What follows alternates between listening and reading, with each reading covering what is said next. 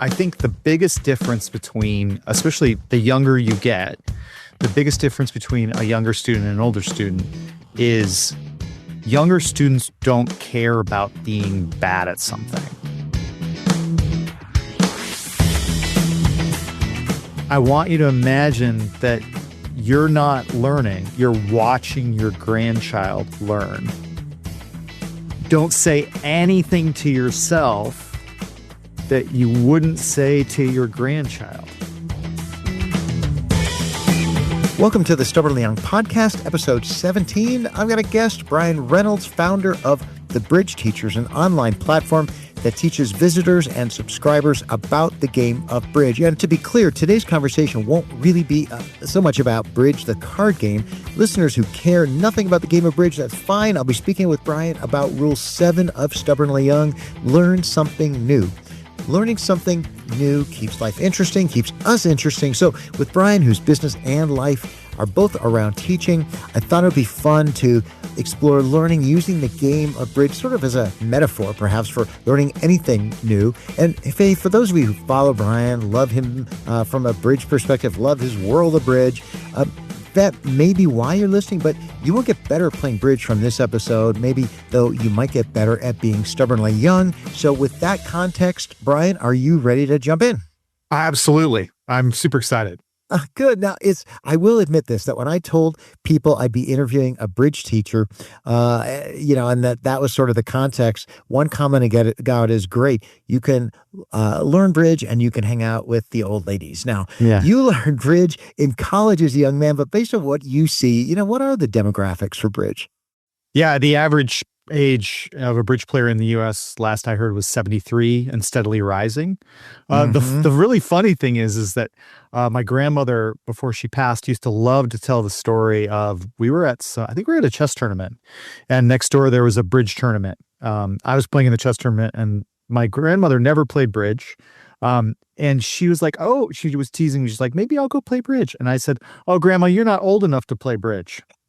And this was my grandmother. And then years later, I ended up becoming a professional bridge player. So I have been the youngest player in the room for pretty much my entire career. That hasn't really changed. There are younger players at the higher level, but it's definitely an older game in terms of the demographic. Yeah, do you think that's going to change? I mean, do you see sort of a new wave of young people entering, that world, or do you think it's going to stay kind of that way?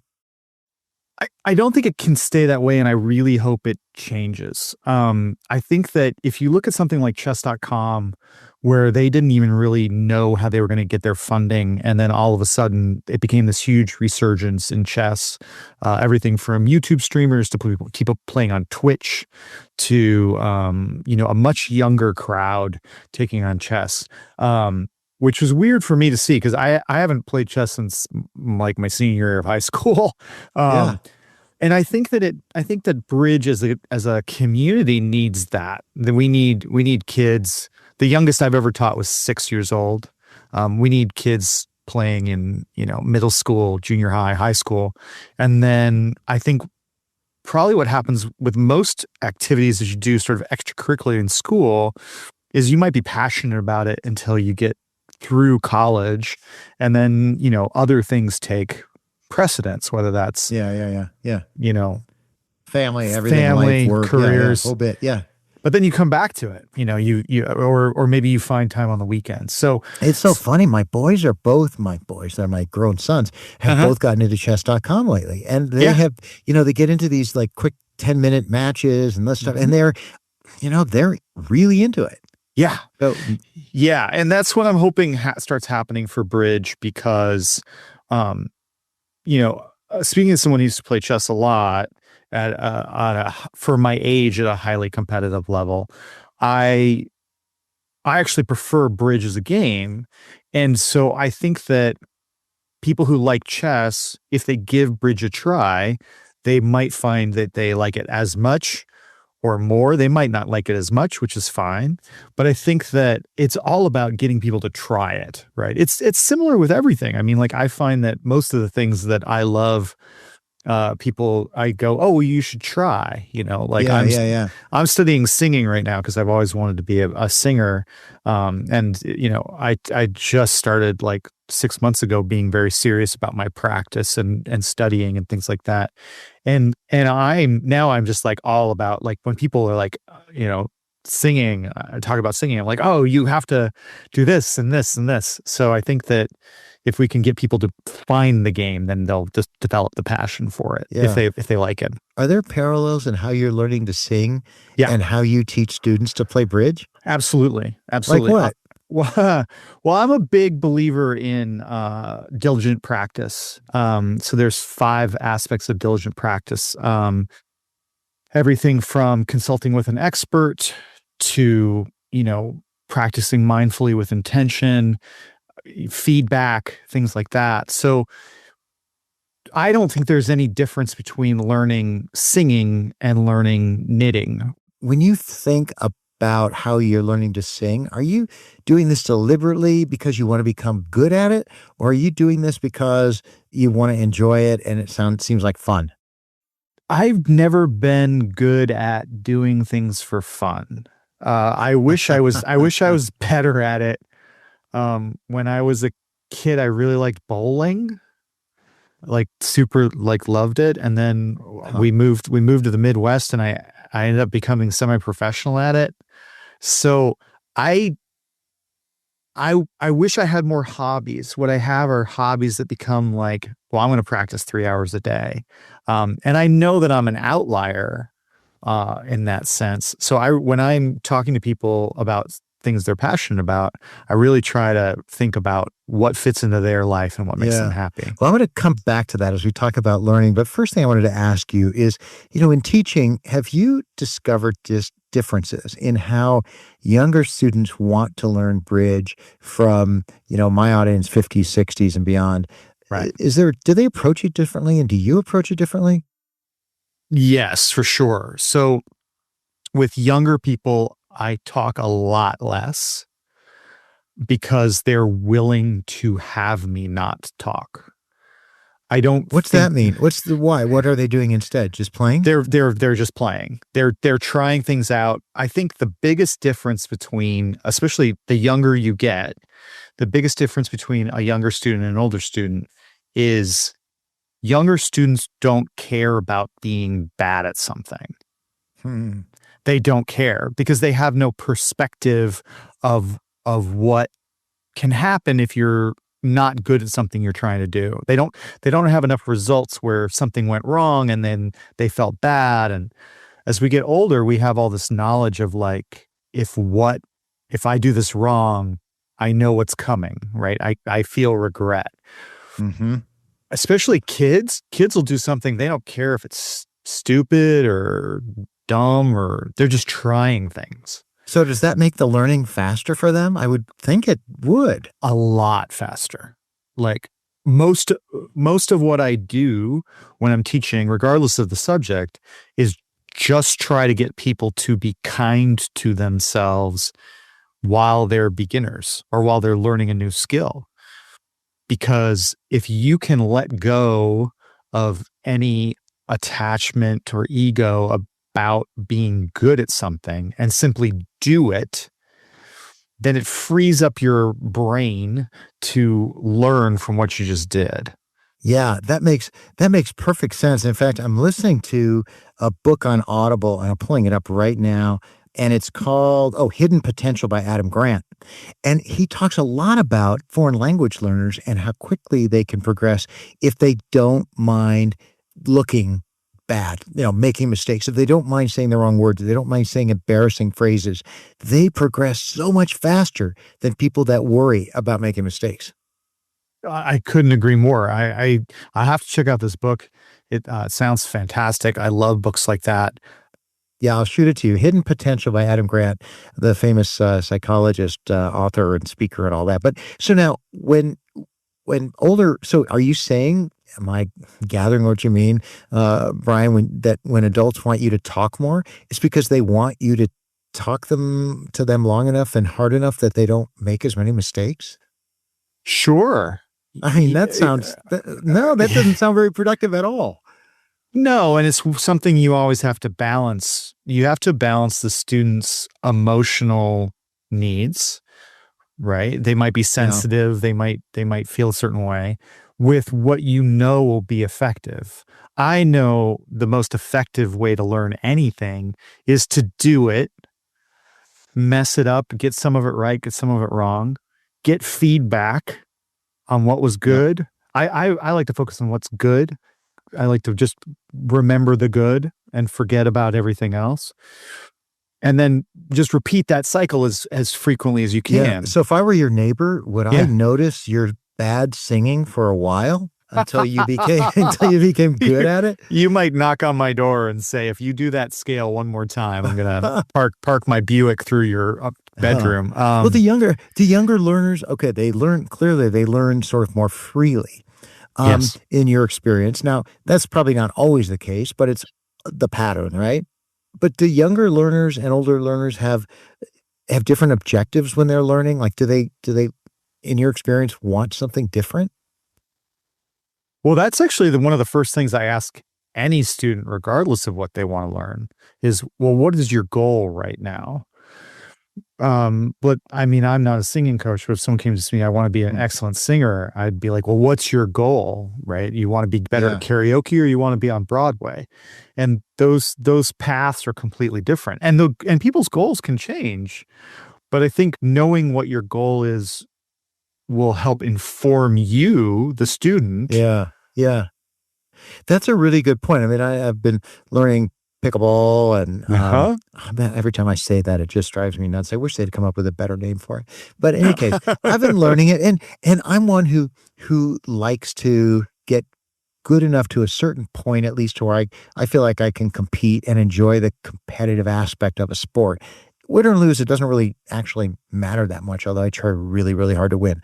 But, I never really thought about, like, what's my objective? My objective is to get good enough to be able to have regular competitive outings that are joyful for me. Right now, what does that mean? It probably doesn't mean, traveling around the country, but if I ever got good enough, like, okay, I do know a guy who's like travels around the country and goes to tournaments. And but that's not my goal. My goal now is to become a solid competitive player, whatever that means, but not professional. I don't know. Maybe that changes. I think that's so important. I think that knowing setting good goals for yourself and knowing what your goals are not only will help inform how you approach your learning, but it'll also help you with validation. Validation to me is the sort of the part that most people leave out of the learning process is when you do something better, even if it's only 1% better, you need to celebrate that as if you just won the Super Bowl because your brain listens to you. Your brain Mm, and your brain is risk avoidant. So yeah. if you only look at the bad, your brain stops wanting to interact with that experience. Whereas if you're like, wow, like let's say you hit a shot and you just barely miss, then if you celebrate, whoa, I was so close, your brain goes, oh, we like that. Let's do that some Mm, more. Whereas if you go, mhm. oh, I missed again, now your brain goes, well, I don't actually want to engage with this whole activity. Huh. Um, so I, yeah, I'm a big believer in like find little victories, as many as you can, and just pile them up. It's amazing how if you continually pile up little tiny victories, you turn around, all of a sudden you've got this huge mountain of progress. Well, it seems like that might be easier in some things that like bridge, for example, that might be easier to, get that first 10% under, of competence under your belt than something like painting, or like I've got to start dance lessons with my wife. I say I've got to, but I kind of want to. But anyway, but those early stages are so can be so bad. Like so much first painting can look dreadful, horrible, and embarrassing. And I know that's how I'm going to look when I start dancing. And right, Sure. but bridge seems like a little bit quieter where you're like, okay, I'm sitting at a table and yeah, I played the wrong card. It seems less threatening than some of these other things that can look so horrible. Sure, I don't know. How sure. do you think about that? I, I think Like I mean, singing. having played a card that cost you know that that cost me a chance at like a major tournament, I would say that it stings. I think it stings worse, especially with my attitude Hmm. towards learning. When someone's learning, I really want them to focus on, like, for instance, you mentioned dance. My wife dances in a lot of, she does ballroom dancing and she dances in a lot of, they call them competitions. To me, they're sort of big parties and I think they're amazing. Um, and, she's won some, she's lost some. And for her goals, and I think this comes from just having her taught for so long, her goals have nothing to do with result. And I think that's the key. I think when you set a goal, it's based on result, like, oh, I want to win this pickleball tournament, or I want to look a certain way when I'm dancing, it's very easy to fail. So Hmm. for me, I don't have a goal to have perfect pitch or be a brilliant singer. My goal is to, practice an hour every day. And if I practice an hour every day, then I've succeeded. And I think that Hmm. the more you can set goals that are based on your practice and your effort, things you can control, and less on result, because a lot of times we can't control the result. I think that Yeah. that leads to not only better learning, but just a happier life, because now you're succeeding, right?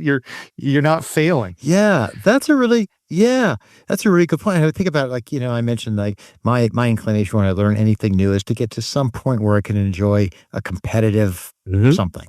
At whatever level that is. I mean, to me that's always my goal. I want to get good enough, whatever that is, to make me happy. I don't know. But other people just want Uh-huh. to have fun. Is that a goal? If you learn as you're teaching someone brand new on bridge or if you're teaching somebody how to sing, I mean, can having fun be enough of a goal to help people learn, or do you really need something more concrete than that? Well, Samantha and I say our number one rule is have fun. I saw that on your website and I'm like, "Ah, that's kind of trite." And I It didn't, is.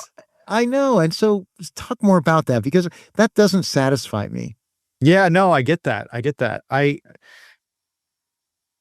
I think that you don't have to incentivize people to try to win. I think that I don't I think I've it's a very rare for a human being to be blasé about winning or losing. So for me, when someone, especially if they come to me and they say, I want lessons from you, regardless of Mhm. what it is, they obviously want to be good. So I don't need to incentivize them to be good. Now what I need to do is I need to make their practice and as effective as possible. And first of all, I don't want anyone to be grinding through misery. That doesn't sound like very much fun. And also, just neurologically, we don't learn as well when we're miserable. So, so have fun. I agree. It sounds very trite. That's our number one rule. It comes from a place of, I don't actually think you can do anything else very well unless you're having fun while you're learning. Mhm. Yeah. Well, what if someone comes to you and they say, my goal is to know enough about how to do this so that I can be social and not look silly. I mean, is that a goal? Yeah, that's 95% of my clients for Mm. sure. Like since 2000 when I first started teaching, that's 95% of my clients. And I think that that's should be the goal for everybody to start. I've had some students who reach a certain point and they go, actually now my goal is to play in tournaments. Now my goal is to go win some stuff. Yeah. Yeah. And the few students I've had that reversed that order, that started with the goal that I want to win stuff Yeah. instead of I want to have basic competence with my friend group, those people didn't learn very well. It took them a long time because they're focused on the wrong thing. And bridge is really good at punishing you for focusing on the wrong thing. It will absolutely, I think bridge is pretty, not unique, but I think it's very focused on the correct process is way more important than an individual action. And what I mean by that is if you're thinking about things the right way, then you will get good results. But if you're trying to get good results, you will fail pretty spectacularly. Wow.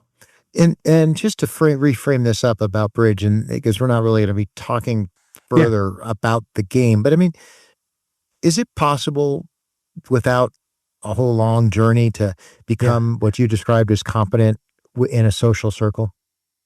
Oh yeah, for sure. I when people say to me, I want to be competent with my friend within my friends group, how long will that take? I'm like, 6 months. Yeah. Oh, that's cool. Good. Yeah. Now, when you think about teaching something new, because I think about I think anybody in my audience, 50s, 60s, beyond, are looking at, okay, how might we spend our time differently as we, wind down maybe perhaps the full-time demands of a career and into some other things with more options. So when you think about teaching people, whether it's bridge or whether it's pottery or whatever the case, I mean, what does the learning arc look like? Quickness and then what? I mean, how does that work? Yeah, my first thought is exploration. The first part of the learning process should be exploration. What is this? What is this thing that I'm exploring? I don't know anything about pickleball. I know a little bit more about tennis than I do about pickleball, but I know nothing about pickleball. So if you were to start talking to me in as much detail as you could about the world of pickleball and the game and et cetera, a whole new world would open up in front of me. A dear friend of mine made the mistake at dinner one night of asking me to tell him, quote, everything I know about bowling. Oh, no. And I said, I don't think that's a good idea, but I'll tell you what, I'll talk until you tell me to stop. And after about 5 minutes, he says, stop. He's like, how much more do you have? I said, a couple of hours, maybe. So to me, it's exploration because from the outside in, everything looks small. Pickleball looks small, singing looks small, pottery looks small. But you talk about pottery, now you start talking about different types of clays and glazing. And I'm just talking, I don't do pottery. I'm just talking about, some things I've heard, right? So everything looks small. You've got to get in and you got to start rummaging around and saying, well, what is this world? And then you decide, oh, I like this. I really want singing to be part of my life. Or, oh, I really enjoy, moving my body this way. I want pickleball to be a part of my life. It almost seems though, the contrary strikes me, Brian, in that if I want to learn about something new, I'm not sure I want to rummage around. I might go to a pottery class and somebody puts some clay down there and they say, okay, do this. And, it's like, oh, well, so I'm not sure I would rummage around as much as I would sort of jump in. And what's the difference though? Because jumping in sometimes is really the best way too, rather than just becoming exposed to a ton of stuff. Yeah, I agree. I would feel to me that would be rummaging around. I was like, I want to do pottery. They're doing they have these things, in my area where you can go and you have a glass of wine and you paint a picture, right? And it's this whole. Yeah, that's right. Yeah. And to me, that's rummaging around in painting. It's like I drank a glass of wine, I slapped some paint on a canvas. It kind of looks like a sunset. There's a cactus on one side. I hung it up. Uh-huh. And maybe that's it. For some people, that might be for, 1 in 100, that becomes the impetus to doing something more.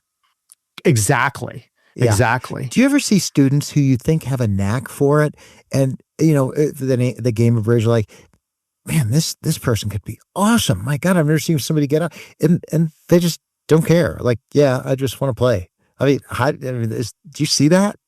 Sure. I see that in a lot of different areas of life. I had a chance to mentor a young man who could have been a professional basketball player, and it did not speak to him. Hmm. High school could not be over fast enough so he could stop playing. Yeah, yeah. And I think that is why it's so important to jump in, as you say, because that's really the only way you'll know if you enjoy it, is to jump into something, try it. And then if it doesn't speak to you, great. Now you can go explore something else. Now, when you think about teaching people in their 50s, 60s, and beyond, you must do that a lot because of the demographic of this group. I mean, what advice do you mentioned young people tend to be less worried about mistakes, but generally, if somebody were really decided like to get engaged, what advice would you say would help them the most based on your experience? To just treat yourself with kindness when you're a beginner.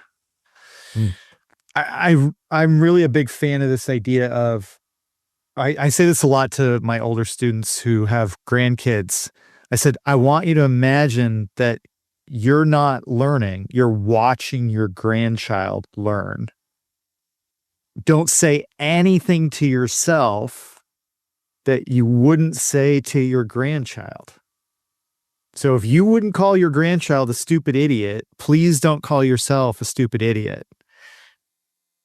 And I think that treating yourself with that dignity and respect and giving yourself the framework of, I am a beginner, I am like a child playing at this new activity, and I'm proud of that child playing, that leads to, first of all, it just leads to way faster learning. Like, so much faster. Yeah. But I could see where it would be emotionally freeing to have that kind of an attitude. For sure. Because that's the hardest part, is like being inept is the hardest part of starting something. Yeah. And I think it's a reason why a lot of people don't try things. Wow. Now, the other side of the coin is that people in my audience, the stubbornly young, 50s, 60s, and beyond, I mean, we've got wisdom and sort of perspective to draw on and to apply in learning a new skill. Is that useful, or is it better to just, what you just said, think of yourself as like you would a grandchild? That is useful in what I would think of as the intermediary stages of learning something, is when you start relating it to other disciplines. Is there like a Yoda-like quality that, those of us that are over 50 and 60 and stuff, that, we can bring to help us learn something new? And is it, to your point, after you get past the early stages? Yes, because you do have that database of knowledge to draw on. That's kind of what I wanted to explore with you. The idea that, it's hard to get started learning something new, and, whether it's dance or painting or bridge. And that's kind of what I wanted to explore with you today. And so I'm glad you were with me on Stubbornly Young. Let's wrap up. Should we do that? Yeah, that'd be great. Yeah, Stubbornly Young, friends, listeners, you've been listening to my episode number 17 with Brian Reynolds, who's the founder of The Bridge Teachers. And by the way, I'm hopeful, Brian, that some of your students from The Bridge Teachers will be listening to this podcast, getting to know you a little differently than they might through your website. I'm glad you joined me. Well, thank you so much for having me on. It was an absolute blast. Good. And, listeners, this is for you. It's for stubbornly young, are people in their 50s, 60s, and beyond who care about staying engaged in the world and relevant to the younger people in their lives. I'm glad you've joined me in today's episode. Stay listening. Watch for the next episode as well of Stubbornly Young. And Brian, good to know you. And I look forward, before I leave, you and I talked briefly about the idea of getting back together after I've played around with Bridge for a while on your website, and maybe coming back and talking further about that whole learning process. So let's do that. I would love that. Yeah. So listeners, will be back in touch with an update on, we'll see how well I do, but I'm fascinated to learn, and I'm glad, Brian, you're going to be helping me. So that's it for Stubbornly Young. Bye.